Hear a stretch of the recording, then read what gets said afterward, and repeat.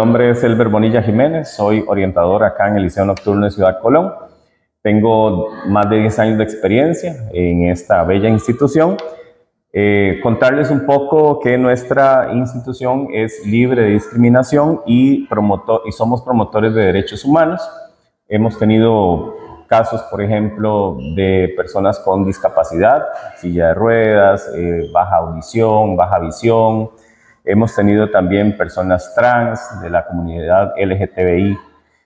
También hemos tenido la oportunidad de tener personas adultas mayores o con edades mayores a los 50. En fin, somos una comunidad muy diversa que nos permite tener una riqueza cultural y una diversidad cultural muy enriquecedora para nuestros estudiantes.